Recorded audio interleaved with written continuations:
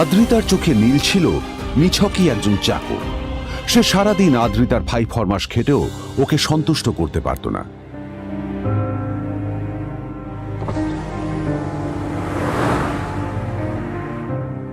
এত কিছুর পরেও কেন একজন ধনী বাবা তার মেয়েকে গরিব ছেলের সাথে বিয়ে দিলেন?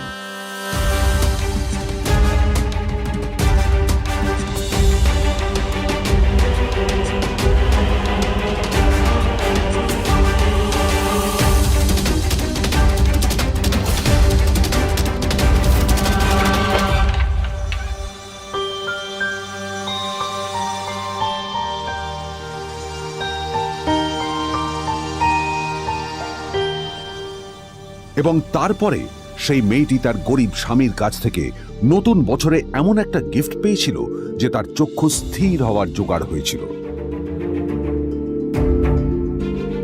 আর ওর স্বামী সম্পর্কে সত্যিটা জানার পর তো ও প্রায় অজ্ঞান হয়ে গিয়েছিল।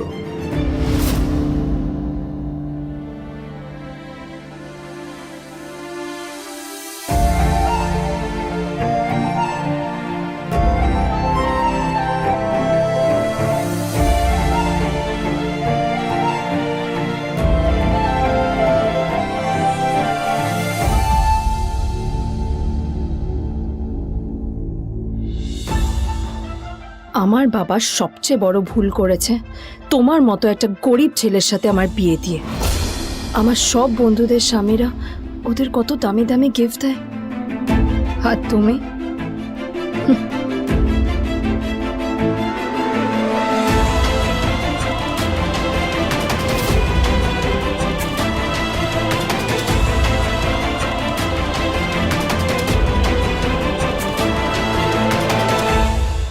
আদ্রিতা তার বাবার কথায় নীলকে বিয়ে তো করেছিল, কিন্তু ও শর্ত দিয়েছিল যেন বাড়ির বাইরের কেউ না জানতে পারে যে নীল ওর স্বামী। নীল ওই বাড়িতে ঘর জামাইয়ের মতো থাকলেও ও যেন ওখানে একজন চাকর ছিল। সবাই ওকে অপমান করত। ওই বাড়িতে না ও ঠিক মতো খাবার পেত, আর না ওর কোনো আলাদা ঘর ছিল। কখনো কার্পেটের উপর ঘুমোতো, তো কখনো আবার পোষা কুকুরের ঘরের পাশে নীলকে ঘুমোতে হতো। হাত খরচ মেটাতে ও এক জায়গায় ওয়েটারের কাজও করত। আদ্রিতা তার বন্ধুদের বলেছিল যে আদ্রিতা বিদেশে বিয়ে করেছে আর তার স্বামী লন্ডনের একজন খুব বড় বিজনেসম্যান। কিন্তু যখন আদ্রিতার বন্ধুরা ওকে ওদের স্বামীদের দেওয়া দামি দামি গিফটগুলো দেখাতো, তখন লজ্জায় ওর ভিতরটা পুড়ে ছাই হয়ে যেত।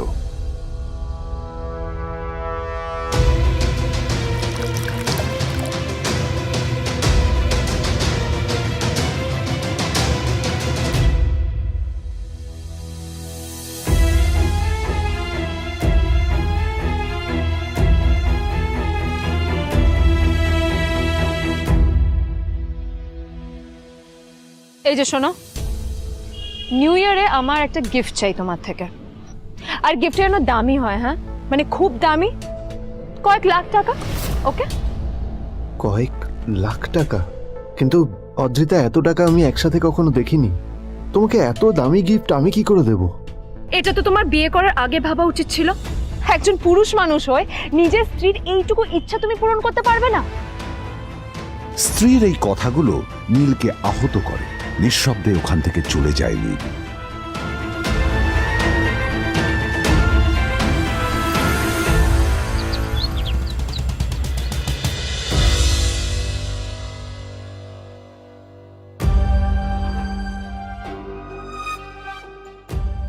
দুদিন পর নিউ ইয়ার পার্টির আগে নীল আদ্রিতার কাছে এসে একটা গিফট প্যাক দেয়।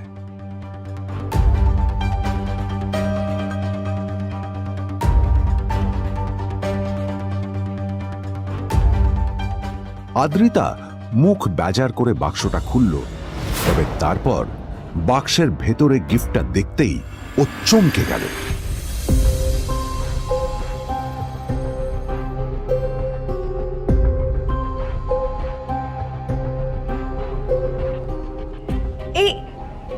এই ফোনটা মানে এটা তো একটা স্পেশাল এডিশন। এটার দাম তো 3 কোটি টাকা। তুমি এটা পেলে কোথা থেকে? আসলে এটা অরিজিনাল নয়।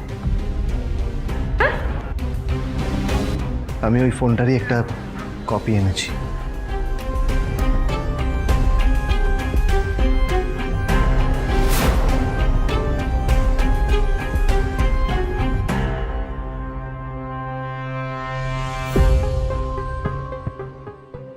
কিন্তু আদ্রিতার নীলের কথা একটু সন্দেহ হয়, কারণ ফোনটা দেখে একেবারেই আসল বলেই মনে হচ্ছিল।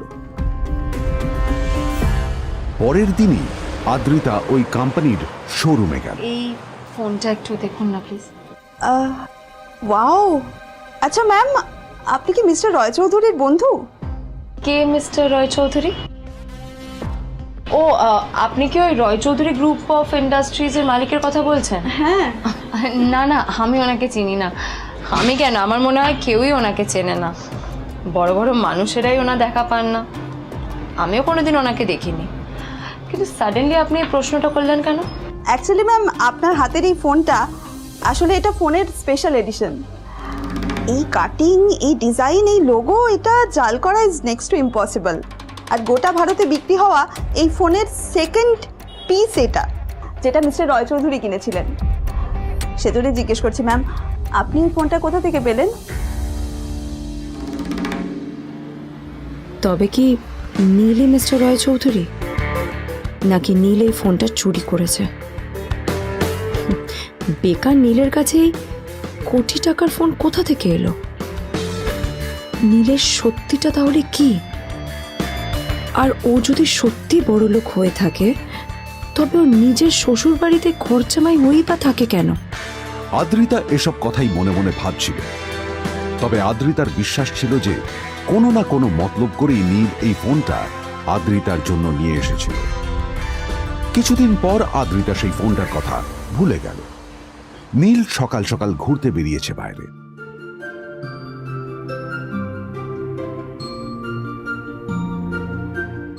কটা বাজে রে? আমার খুব লেট হয়ে গেছে, বুঝলি? তোরা খেল, ঠিক আছে? তোরা খেল, আমি আসছি।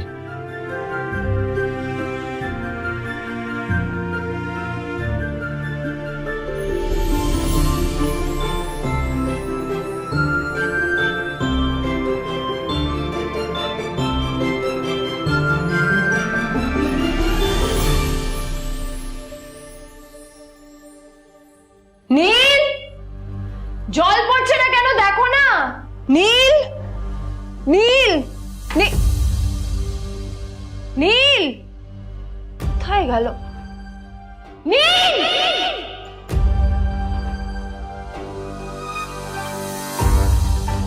নীল! নীলকে ডাকছে কেন বলতো? ওইদিকে বাড়িতে আদ্রিতা আর চিত্রা আশ্চর্য হয়ে গেল যে নীল হঠাৎ কোথায় উধাও হয়ে গেল।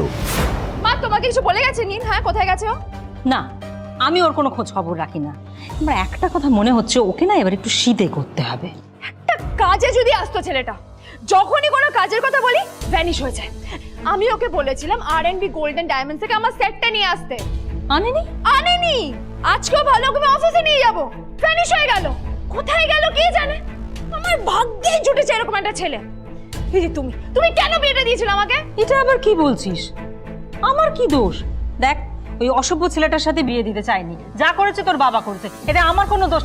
তখনই হঠাৎ নীল সেখানে এসে উপস্থিত হলো, কিন্তু ও দুজনকে উপেক্ষা করে ভিতরে চলে যাওয়াই শ্রেয় মনে করল। এই যে লাট সাহেব ফিরলেন রাজকার্য করে, এদিকে এসো। তোমার ফাঁকিবাজির আলোচনাই এখানে চলছে। মা প্লিজ থাক, মা থাক, ভাল লাগছে না। এমনিতেই অফিসের জন্য আমার লেট হয়ে যাচ্ছে, আর বিজন আমার ওয়েটও করছে। বিজনের নাম শুনেই নীলের মুখটা ফ্যাকাশে হয়ে গেল। আদ্রিতা নীলকে উপেক্ষা করেই বলল, আরে যে এই ছেলেটার মতো আর একটা ফাঁকিবাজ না তুমি পাবে না। তুমি কেন দাঁড়িয়ে আছো? এই যে শোনো শোনো শোনো শোনো, দাঁড়িয়ে আছো কেন? তোমাকে আমি বলেছিলাম আর&বি গোল্ড ডায়মন্ডস থেকে আমার সেটটা তুলেছো, তোলোনি তো। এইটা চাই না আমার। তুমি আমার সাথে অফিসে যাবে, ফেরার পথে তুমি সেটটা নিয়ে আসবে। তোমার জন্য সবসময় লেট হয় অফিসে, তোমার জন্য। বিরক্ত লাগে। আর ব্যাগটা নিয়ে ওর পেছন পেছন কোথায় যাচ্ছ? যাও দিয়ে ওখানে রেখে এসো। নীল চিত্রার সাথে মাঝে মাঝে ঝগড়া করলেও তার স্ত্রী আদ্রিতার সাথে ও কখনো ঝগড়া করতো না। সত্য সব অপদার্থ।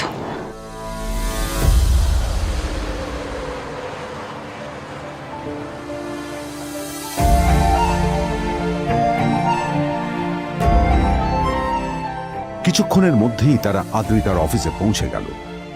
আদ্রিতা গাড়ি থেকে নামতে নামতে দেখল যে তার কাছে অনেকগুলো ফাইল আছে। নীলের দিকে তাকিয়ে ওকেই ফাইলগুলো নিয়ে ভেতরে আসতে বলল। চলো, হা করে দাঁড়িয়ে আছো কেন? ফাইলগুলো নিয়ে ভেতরে এসো।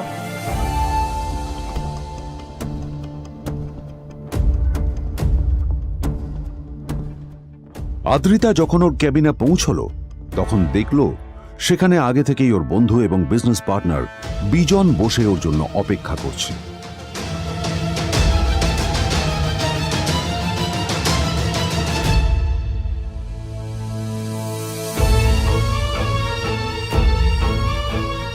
কোথায় ছিলে বলো তো? আমি 1 ঘন্টা ধরে তোমার জন্য এখানে ওয়েট করছি। এই লোকটার কি কোনো কাজকর্ম নেই? 1 ঘন্টা ধরে বসে আমার স্ত্রী আদ্রিতার জন্য অপেক্ষা করছে। সরি বিজন, আমি খুবই দুঃখিত যে বাড়ির কিছু লোকের জন্য না আমার সবসময় লেট হয়ে যায়। আদ্রিতার কথা শোনার পর বিজনের 1 ঘন্টা অপেক্ষা করার অভিযোগ 1 মুহূর্তের মধ্যে মিলিয়ে গিয়েছিল। কি হলো, হাসছো কেন? লটারি পেলে নাকি? লটারি? হ্যাঁ, তুমি আসা মানে আমার কাছে লটারির থেকেও বেশি দাম। তবে তার থেকে কিঞ্চিত কম দামি একটা গিফট আমি তোমার জন্য এনেছি।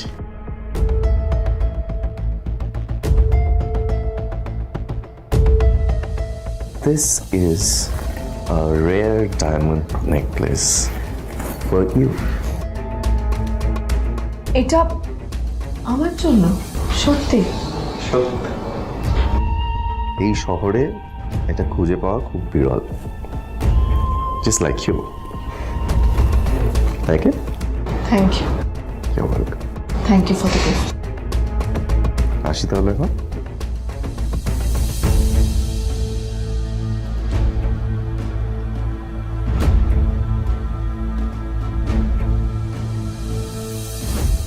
আদ্রিতা, আমি আজ পর্যন্ত তোমাকে কোনো রকম উপদেশ দিইনি, কিন্তু আজ আমি তোমাকে বলতে বাধ্য হচ্ছি।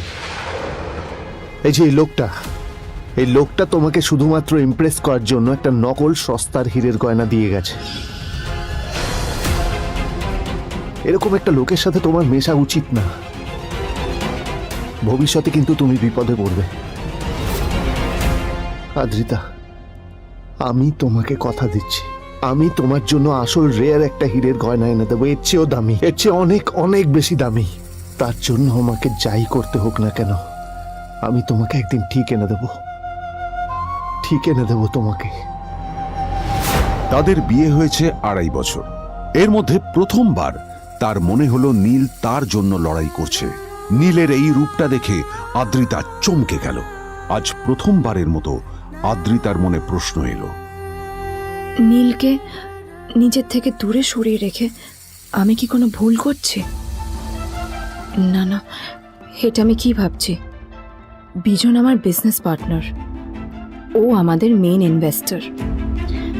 নীলের এই অ্যাকশনের কারণে বিজন আমার কোম্পানি থেকে ব্যাক আউট করে গেলে কি হবে? না না না না না, নীলের জন্য আমি আমার এত বছরের পরিশ্রমকে জলে দিতে পারি না। আমার নীলকে নয়, আমার বিজনকে প্রয়োজন। এইসব ভাবতে ভাবতে আদ্রিতার নীলের ওপর রাগ হতে শুরু করে। আদ্রিতার রাগ তখন চরমে উঠে যায়। আজ প্রথমবার নীল আদ্রিতার সাথে খারাপ ব্যবহার করেছে। How dare you! তোমার এত বড় সাহস! হ্যাঁ, তোমাকে কে অধিকার দেয় বলো তো যে তুমি আমারই অফিসে দাঁড়িয়ে আমাকেই এতগুলো উল্টোপাল্টা কথা তুমি শোনালে? তোমাকে এখানে আনাই আমার ভুল হয়েছে, সবচেয়ে বড় ভুল হয়েছে। এবার চুপচাপ এখান থেকে বেরিয়ে যাও, right now. Get out! Neel আদ্রিতার এই কথার কোনো উত্তর দিল না। নীল জানতো যে ও যতই কথা বাড়াবে আদ্রিতা ততই বেশি রেগে যাবে। আদ্রিতা যেন তেন ভাবে নিজের রাগ চেপে ব্যাপারটা ওখানেই শেষ করার চেষ্টা করলো, কিন্তু ও তো জানতো না যে ব্যাপারটা তখন সবে শুরু হয়েছে। কি হলো, শুনতে পাচ্ছিস না? কালা নাকি? আমারই সামনে দাঁড়িয়ে আমার কেনা গিফট নিয়ে তুই মজা করলি? কত বড় সাহস রে তোর! নিজেকে তো বিক্রি করে দিলে ওরকম একটা ডায়মন্ড নেকলেস তুই কিনতে পারবি না। তোর এই গরিবের পারফিউম, সস্তা শার্ট, পায়েটা ফাটা চপ্পল নিয়ে নিজেকে বড় হিরো মনে করছিস? তোর নিজের কত দাম সেটা তোর নিজের জানা উচিত। Zero, big zero. সালা খরচা মাই চল।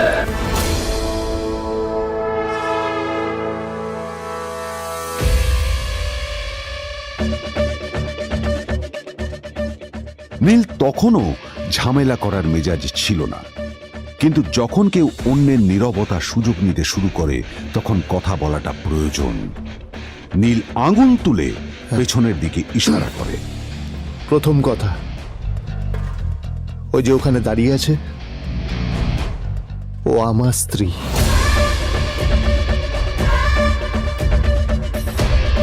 তাই আমার স্ত্রীকে তোমার নেকলেস দেওয়ার কোনো অধিকার নেই। ওকে যদি নেকলেস দিতে হয় তাহলে আমি দেব। তাই এসব ফ্রডগিরি বন্ধ করো। আর দ্বিতীয় কথা, যার পকেটে পয়সা নেই ঝনঝন আওয়াজ করা তার মানায় না।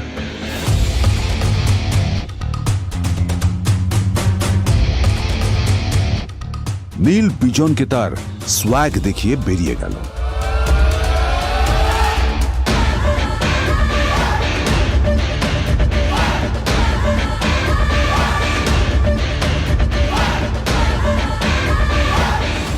আদ্রিতার রাগে গজগজ করছিল। ওর জ্বলন্ত চোখের সামনে শুধু নীলের মুখটা ভেসে উঠছিল। ও যতই নীলের কথা ভাবছিল ততই ওর রাগ বেড়ে যাচ্ছিল। গত কয়েক মাস ধরে আদ্রিতার কোম্পানির অবস্থা একেবারেই ভালো ছিল না। আদ্রিতা তা সামলানোর আপ্রাণ চেষ্টা করছিল। কি যে করবেও সেইটাই বুঝে উঠতে পারছিল না। তারপর বিজনের সাথে ওর দেখা হলো, আর তখনই বিজনের সাথে ওর বন্ধুত্ব হলো। বিজন একটা খুব বড় পরিবারের সদস্য। আজ বিজন শুধুমাত্র আদ্রিতার কোম্পানির একজন বিজনেস পার্টনারই নয়, সাথে বড় ইনভেস্টরও।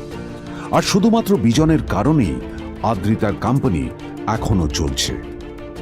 এই কোম্পানির সমস্ত লস বিজনই বহন করে এবং আদ্রিতারও ওকে তাই খুব প্রয়োজন। বিজনের সাথে বন্ধুত্ব করা আদ্রিতার পক্ষে সহজ কাজ ছিল না। অনেক কাঠখড় পুড়িয়ে আদ্রিতা ওর কাছাকাছি এসেছিল। সবকিছু ঠিকঠাকই চলছিল, সবকিছুই আদ্রিতার প্ল্যান অনুযায়ী হচ্ছিল, কিন্তু নীল আজ এসে সবকিছু নষ্ট করে দিল। জাস্ট কি দরকার ছিল বুঝতে পারছি না। কি দরকার ছিল নীলের বিজনকে এতগুলো কথা শোনানোর? এবার বিজন আমাকে টাকা দেবে কিনা সেটাও জানি না। আমার কোম্পানিতে ইনভেস্ট করতে চাইবে কিনা সেটাও বুঝতে পারছি না। কি করব?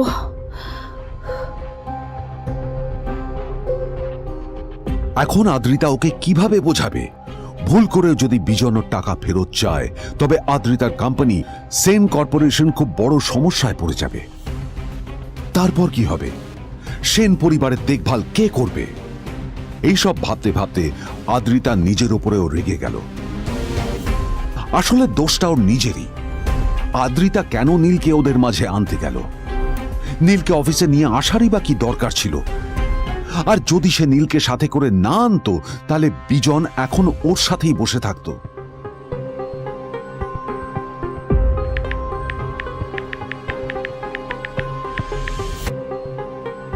প্যামেলা, আমি মিটিংয়ে বেরোবো, আমার চেঞ্জটা একটু নিয়ে এসো প্লিজ। Thank you. আর অন্যদিকে সেন কর্পোরেশনের অফিস থেকে বেরিয়ে নীলের খুব ফুরফুরে লাগছিল। তখনই হঠাৎ ওর ফোনটা বেজে উঠল। ফোনটা ছিল মিস্টার রায় চৌধুরীর। তিনি ছিলেন শহরের সব থেকে বড় বিজনেসম্যান। হ্যাঁ মিস্টার রায়চৌধুরী, আমি আপনাকেই ফোন করতে যাচ্ছিলাম। আমি একজন বিশেষ লোকের সাথে তোমার একটা মিটিং ফিক্স করেছি। ওর অ্যাড্রেস আমি তোমাকে টেক্সট করে দিয়েছি। আমি চাই তুমি ওই লোকটার সাথে মিট করো। ঠিক আছে, আমি যে কোনো কারোর সাথে দেখা করতে পারি, কিন্তু তার জন্য আপনাকে আমার দুটো শর্ত মানতে হবে। প্রথমটা, আমার জন্য একটা রেয়ার হীরের নেকলেস আপনাকে জোগাড় করে আনতে হবে। আর দ্বিতীয়টা, আমি আপনাকে টেক্সট করছি, এটাও কিন্তু একই রকম জরুরি। এই দুটো কাজ আপনাকে যত তাড়াতাড়ি সম্ভব করে ফেলতে হবে আমার জন্য, ঠিক আছে? তোমার অ্যাকাউন্টে কিছু টাকা পাঠিয়েছি। কিছু জামা কাপড় কেনো, যাতে তুমি ভদ্র সমাজে আসার যোগ্য হও, আর তোমাকে আমি স্বামীর পরিচয় দিতে লজ্জা না পাই। তোমার কারণে আমার পরিবার লজ্জা পাবে, আমি সেটা চাই না। যখনই দেখি তখনই তুমি ভিকিরির মতো ছেঁড়া ফাটা জামা কাপড় পরে থাকো। আসলে আদ্রিতার বাড়িতে আজ ফ্যামিলি ডিনার পার্টি ছিল, আর শেষবার নীলের জন্য ওকে অনেক ঝামেলা পোহাতে হয়েছিল। মেসেজ পড়ে নীল ফোনটা নিজের পকেটে রেখে রাস্তার ধারে গিয়ে একটা ট্যাক্সি থামানোর জন্য হাত বাড়িয়ে দিল। নীল ট্যাক্সি ধরে গোল্ডেন সিটি অ্যাভিনিউর দিকে বেরিয়ে পড়ল। গোল্ডেন সিটি অ্যাভিনিউ শুধু কলকাতারই নয়, এটা ছিল সারা পশ্চিমবঙ্গের সবচেয়ে বিলাসবহুল সোসাইটিগুলোর মধ্যে একটা। আসলে এই সেই জায়গা যেখানে মিস্টার রায়চৌধুরী আজ তার জন্য গোপন মিটিং ফিক্স করেছিলেন। কিন্তু নীল কার সাথে দেখা করতে যাচ্ছে এ সম্পর্কে ওর কোনো ধারণাই ছিল না। যখন নীল সেখানে পৌঁছলো, পুলভিলার বাগানে বসে থাকা লোকটিকে দেখে রাগে নীলের রক্ত ফুটতে শুরু করলো। নীল ওখানে না দাঁড়িয়ে বেরিয়ে গেল।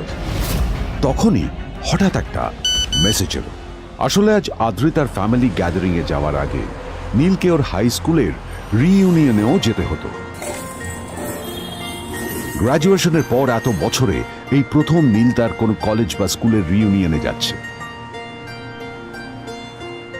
এতগুলো বছরে নীল তার কোনো বন্ধুর সাথেই দেখা করেনি। নীলের তার পুরনো সহপাঠীদের কথা মনে পড়তে লাগলো, যাদের সাথে ও স্কুলে মজা করত। আজ আবার ওদের সকলের সাথে নীলের দেখা হবে।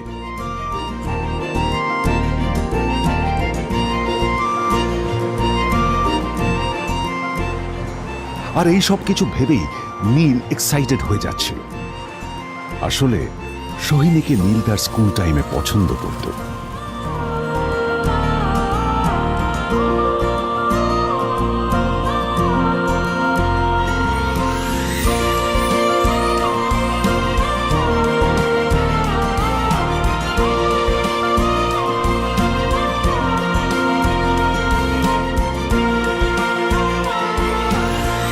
অন্যদিকে সেম কর্পোরেশনে ইনভেস্টরদের সঙ্গে আদ্রিতার মিটিং একেবারেই ভালো যায়নি।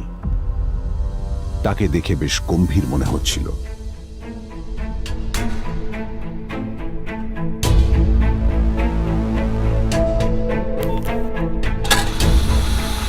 ভাই, পৃথিবীতে এমন লোকও আছে, কি দিমাগ দেখলি?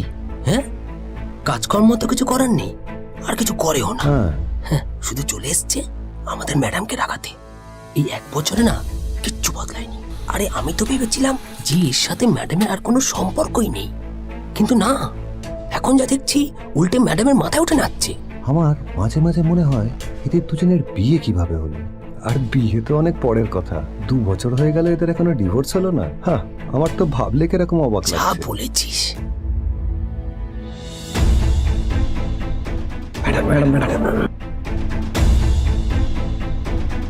অফিসে চলতে থাকা এইসব কথা শুনে আদ্রিতার আরো রাগ হলো। আদ্রিতা ক্যাবিনে যাওয়ার পরে রাগকে নিয়ন্ত্রণ করা ওর পক্ষে আরো কঠিন হয়ে গেল। ও তখন বুঝতেই পারছিল না যে ওর রাগ কিভাবে নিয়ন্ত্রণ করবে।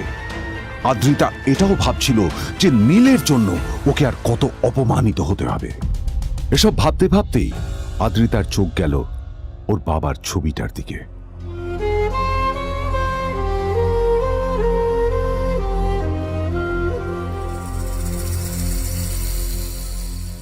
আমি তো তোমার সবচেয়ে প্রিয় মেয়ে ছিলাম বাবা, তাই তাই আমি সবসময় ভেবেছি যে তুমি আমার জন্য যাকে সিলেক্ট করবে সে সব থেকে শ্রেষ্ঠ হবে। তাই আমি নিজে থেকে কখনো কোনো রিলেশনশিপে যাইনি, আর তোমার কাছে বিয়ের কোনো শর্তও রাখিনি। কিন্তু কিন্তু তুমি না আমার সাথে কি করলে? এই গাধাটার সাথে আমাকে বিয়ে দিলে। আমার আমার জীবনটা নষ্ট হয়ে গেল, শেষ হয়ে গেল।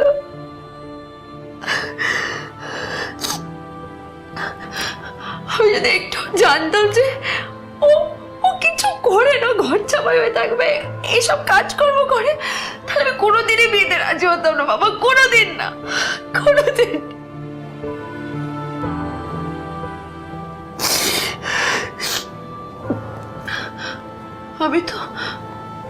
আমি তো সবসময় ভাবতাম যে বাবা মারা তাদের সন্তানের ভালো চায়, কল্যাণ চায়, তাদের জন্য চিন্তা করে। কিন্তু কিন্তু বাবা, তুমি আমার জন্য একটু চিন্তা করোনি।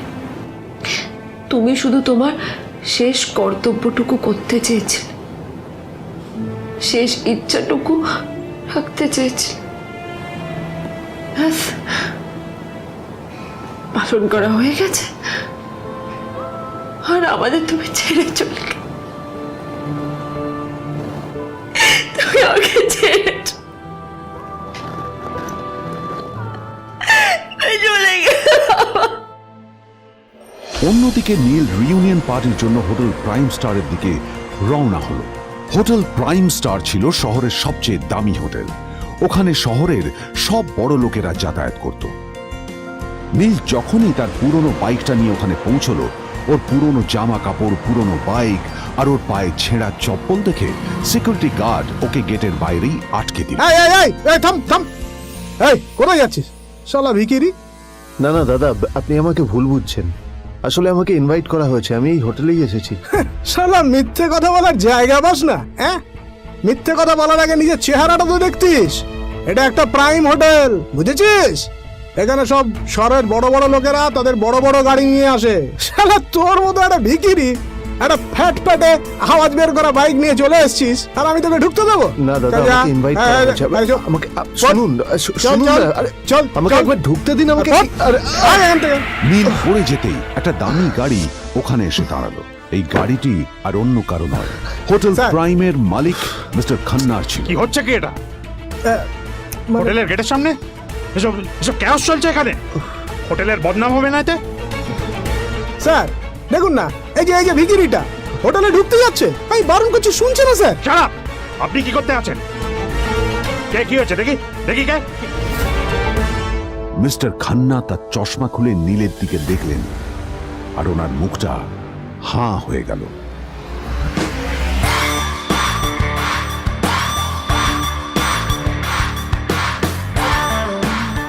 নীল স্যার, আপনি?